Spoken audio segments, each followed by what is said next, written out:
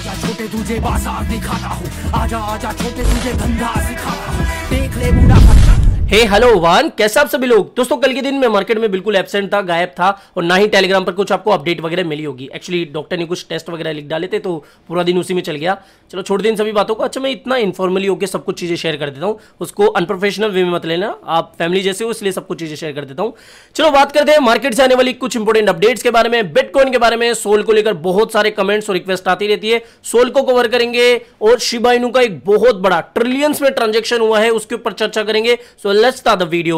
And कितनी बार बोल चुका हूं कि टेलीग्राम को ज्वाइन कर लेना, बिकॉज कल ना आपके कोई एक्सचेंज या फिर कोइन से रिलेटेड ब्रेकिंग अपडेट आ गई ना और वो आपको समय पर ना मिली तो एक्शन लेने में लेट हो जाओगे, इसलिए टेलीग्राम को ज्वाइन कर लेना। ज्यादा परेशान नहीं करूंगा, लिंक आपको वीडियो की डिस्क्रिप्शन बॉक्स में मिल जाएगा।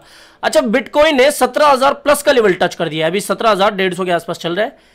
ऐसा कैसे हो गया, मतलब इतना पॉजिटिवनेस एक दो दिन में कैसे आ गई। देखो कल की अपडेट में मैंने आपको बताया था कि ब्राजील में जो क्रिप्टो बिल है ना वो अप्रूव हो चुका है और वहां पर जो लॉ मेकर्स है वो भी वोट करें कि भैया बिटकॉइन को as a mean of payment में हम स्वीकार कर सकते हैं। ठीक है। अच्छा एक चीज यहाँ पर कुछ इस तरीके से बुल फ्लैग टाइप की नहीं बनती हुई दिख रही। ठीक है। कल एक्चुअली मैं एक्टिव होता तो यहाँ पर बुल फ्लैग की भी अपडेट दे देता, यहाँ पर आप देख सकते हो।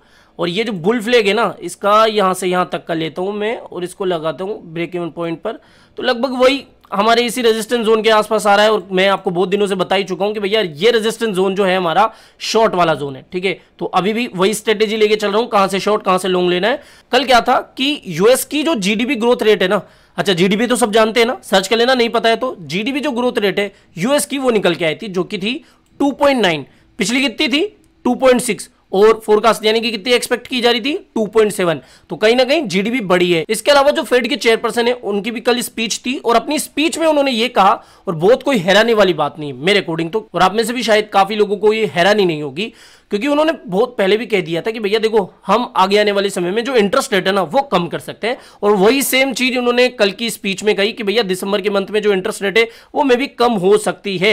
बट यहां पर इन्होंने ये भी कहा the monetary policy is likely to stay restrictive for some time until real sign of progress emerge on inflation, यानी कि भैया जब तक इन्फ्लेशन हमारे सच में कंट्रोल में नहीं आ जाती। देखो अभी अगर आइडियली देखें ना यूएस की जो इन्फ्लेशन है वो 2% के आसपास आनी चाहिए थी, लेकिन बहुत ज्यादा ही चल रही है। तो इसलिए इन्होंने ये भी बोला है कि भैया इस महीने तो नहीं लेकिन आगे आने वाले समय में हम बढ़ा सकते हैं अगर इन्फ्लेशन कंट्रोल में नहीं है। तो एक तरीके का मिक्स स्टेटमेंट था, पॉजिटिव भी और हल्का फुल्का नेगेटिव भी। ठीक है। तो इसकी वजह से कोई बहुत बड़ा पंप नहीं आया और इसकी वजह से आप देख सकते हो कि बिटकॉइन लगभग अभी 17,150 के आसपास चल रहा है। मैं फिर से कह रहा हूं शॉर्ट वाला एरिया यही है, बहुत दिनों से हम डिस्कस करते हुए आ रहे हैं।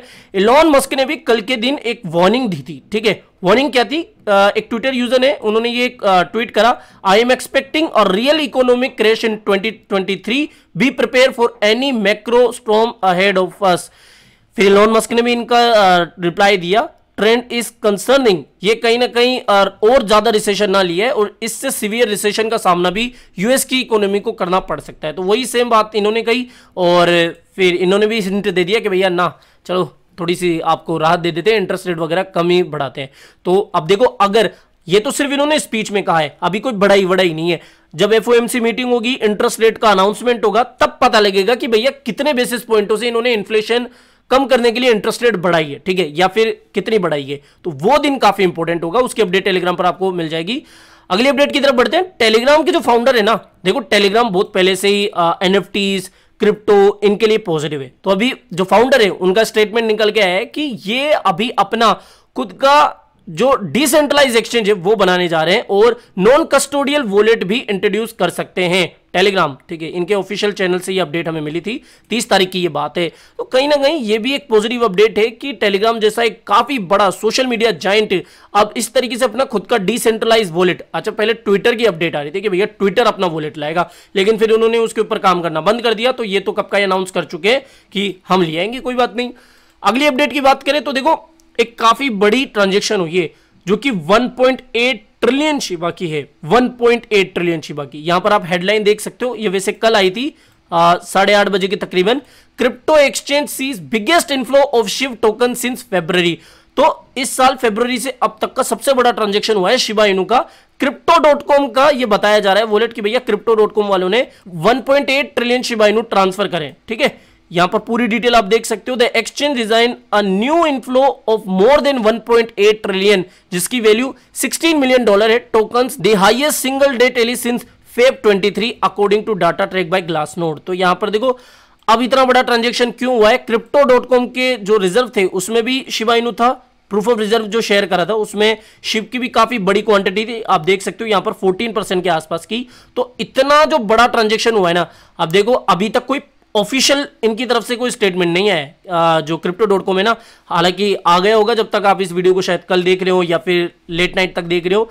तो ये जो ट्रांजैक्शन हुआ है ना, इससे रिलेटेड कोई ऑफिशियल तो अपडेट नहीं है ये, लेकिन जो ऑन-चेन डेटा सजेस्ट हो रहा है वो यही बता रहा है कि भैया इतना बड़ा ट्रांजैक्शन हुआ है। और हमने पहले भी देखा है, यहां पर देखो मैं अपने मन से तो कोई मनगढ़ंत बात कह नहीं रहा हूं, कोइनडेस्क जैसे काफी बड़े मीडिया हाउस ने भी यही प्रेडिक्ट करा है कि जब इतना बड़ा ट्रांजैक्शन होता है ना, तो कहीं ना कहीं ये सेलिंग प्रेशर प्रोड्यूस करता है और ये चीज हो सकती है कि शिबा की सेलिंग भी हो जाए। ठीक है, हो नहीं रही है, हो जाए ऐसी पॉसिबिलिटी इसमें बताई जा रही है। ठीक है, तो ये ट्रांजैक्शन जो है ना, इसको भी थोड़ा सा हमें ट्रैक करना पड़ेगा और इसकी जो रियल टाइम अपडेट है वो मेरे ऑफिशियल टेलीग्राम चैनल पर मैं आपको दे दूंगा, जो भी अपडेट मुझे मिलेगी। टेक्निकली देखें ना तो ये देखो हमारा बहुत पुराना चार्ट है, यहां पर अभी भी हमारा जो सपोर्ट है ना अच्छी तरीके से काम कर रहा है। यहां पर से देख सकते हो आप लगभग 14-15% का इसको उछाल मिला, अभी भी रेजिस्टेंस यहीं से मिल रहा है। और अगर आप किसी सपोर्ट को देख रहे हो तो मैं हाल फिलहाल इन दो ही सपोर्ट को देख रहा हूं, तो ये एक अच्छा लॉन्ग का एरिया मुझे लग रहा है, हाल फिलहाल इसको नोट डाउन कर सकते हो। और अगर देखो बिटकॉइन ही 10% क्रैश हो जाए तो फिर उस समय ये लॉन्ग की ट्रेड हम कैंसिल कर देंगे और इसकी अपडेट भी टेलीग्राम पर आपके साथ शेयर कर दूंगा। अगली अपडेट बात करें तो ये शिबा इनू के ही परिवार के एक सदस्य की है, जो कि है बोन टोकन।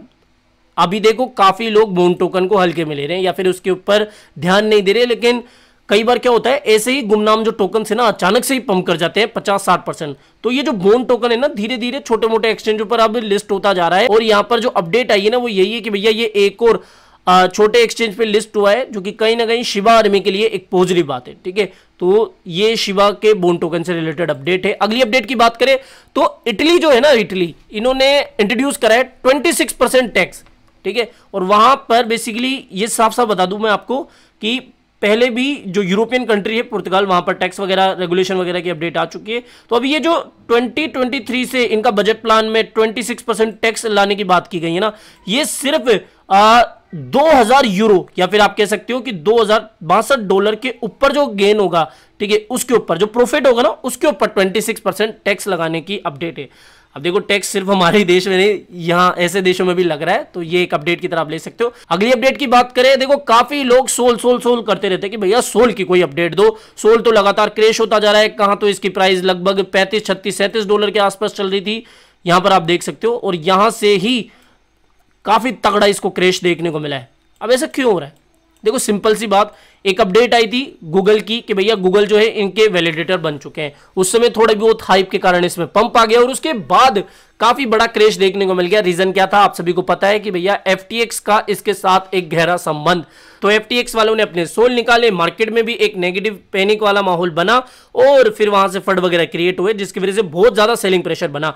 हालांकि जो टीम है ना, टीम सामने निकल के आई है और खुलेआम इन्होंने बोला है कि भैया अगर सोल की प्राइस यहां से $5 $10 भी चली जाती ना, तब भी हमारी टीम को इतना कोई फर्क नहीं पड़ेगा, हम अपनी कंपनी को लगभग 30 महीनों तक और आगे चला सकते हैं बिना किसी दिक्कत के, हमारे पास इतना भी रिजर्व में पैसा है। और ये सिर्फ आपको जो क्रैश देखने को मिल रहा है ये सिर्फ ओवर सेलिंग की वजह से है। अभी क्या हो सकता है, टेक्निकली बात करो, देखो अभी भी जो सोल है ना अपनी फील्ड में एक तरीके से बेस्ट प्रोजेक्ट बना हुआ है, क्योंकि ट्रांजैक्शन कितनी फास्ट होती है इसकी ब्लॉकचेन पर वो आप सभी को बताने की जरूरत नहीं है। टेक्निकली देखें तो एक साफ साफ देखो, आप अपने चार्ट बनाना और अपने चार्ट पर अगर आपको ये पैटर्न ना मिले ना तब मुझे बताना कि भैया नहीं बन रहा है, ये कौन सा पैटर्न बना दिया। यहां पर देखो रेजिस्टेंस कहां पे मिल रहा है हमें, लगभग $18 से $19 के आसपास का ये रेजिस्टेंस मिल रहा है, साथ ही inverted head and shoulder pattern बन रहा है। ठीक है, अब यहां पर कुछ इस तरीके का मोमेंटम आया ना कि भैया इस तरीके से हम इसके ऊपर जाएं, ठीक है, इस तरीके से जाएं और इस तरीके से पाथ को अपनाएं, तब कहीं हम हमारा लॉन्ग ले सकते हैं इस वाले लेवल पर $14 के आसपास। लेकिन शर्त यह है इस तरीके का ही मूवमेंट आए और फिर हम फर्दर इसको $17-18 तक जाते हुए देख सकते हैं। तो ये थी सोल की सीधी बात। अगली अपडेट की बात करें तो यहां पर FTX के यूजर्स के लिए, वैसे तो देखो बहुत ही कम लोग होंगे FTX के, लेकिन फिर भी अगर कोई होंगे तो उनके लिए थोड़ी सी एक पॉजिटिव बात है कि न्यूयॉर्क टाइम्स के साथ में, द न्यूयॉर्क टाइम्स के साथ में इनका एक इंटरव्यू चल रहा था, सेम सर क्या मतलब सेम भाई का। तो इन्होंने एक स्टेटमेंट दिया कि देखो मैं जरूर से अपना काम सही ढंग से नहीं कर पाया, लेकिन मेरी कोई भी इस तरीके से मंशा नहीं थी, ना ही मेरा कोई एम था कि मैं कोई फ्रॉड करूं या फिर यूजर्स के फंड को इस तरीके से यूज करूं। इसके अलावा इन्होंने ये भी कहा कि FTX अभी भी सोल्वेंट है और वो विड्रॉल ओपन कर सकते हैं। तो ये इनकी तरफ से जो स्टेटमेंट आया ना, ये थोड़ा पॉजिटिव है FTX के यूजर्स के लिए। अभी तक तो देखो सिर्फ स्टेटमेंट आया है, अभी तो ये CEO वगैरह है नहीं। अभी जो करंट अथॉरिटीज होगी और इन्होंने चैप्टर 11 की बैंकरप्सी भी फाइल कर दी है, तो अब पूरा जो प्रोसीजर होगा ना उसके तहत ही हम देखेंगे कि भैया कौन सी ऑफिशियल अपडेट आती है, कौन सी एक वेरीफाई अपडेट आती है। लेकिन इनका ये इस तरीके से बयान कहीं ना कहीं कोई हमें श्योरिटी नहीं दे रहा कि भैया हाँ ये सब कुछ सही कह रहे हैं। अब देखो ये तो वही बात है कि चोर थोड़ी कहेगा कि भैया कि मैंने चोरी करी है, ठीक है। तो वही सीधी सी बात है। अब देखते हैं जो रिलेटेड अपडेट आएगी टेलीग्राम पर मैं आपको दे दूंगा। तो बस फिलहाल इस वीडियो में इतना ही। आई होप ये सारी अपडेट्स आपको पसंद आई होगी। तो वीडियो पसंद आया हो तो डेफिनेटली वीडियो को लाइक करना है, चैनल आप ही का काम करते हो, चैनल को भी सब्सक्राइब करके रख लेना है। मिलते हैं जल्दी नई अपडेट के साथ। टिल देन जय हिंद, जय भारत।